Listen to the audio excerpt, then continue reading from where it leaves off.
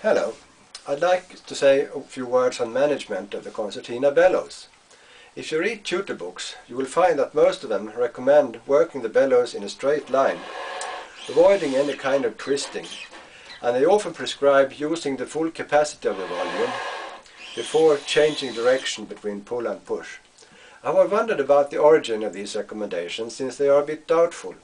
A guess of mine is that they may come from the early makers wanting to prevent the bellows from wear and damage, being aware that the bellows is a rather vulnerable part of any squeeze box.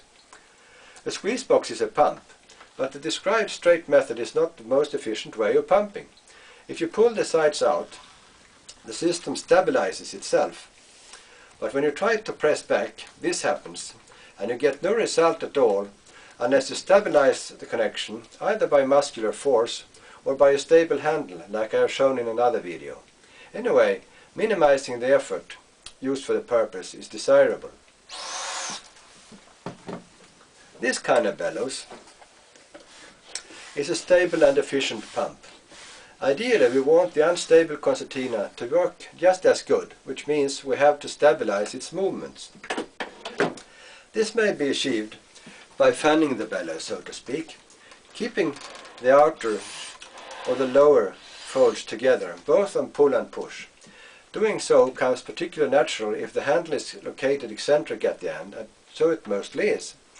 The less you open the bellows, the greater the stability is. Consequently, it's a good idea using the musical rhythm and phrasing in such a way that the bellows is kept as close as possible, contrary to the mentioned historic advice.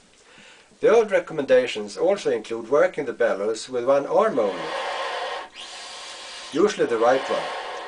This is questionable too, since one bonus with concertinas is their symmetry and the option using both arms symmetrically. To do this, you may rest one edge of either end on the thigh, balance the instrument on that edge, and then work the bellows symmetrically by fanning. You can also let both ends ride on the thigh, but not the bellows itself, but that causes more friction and wear.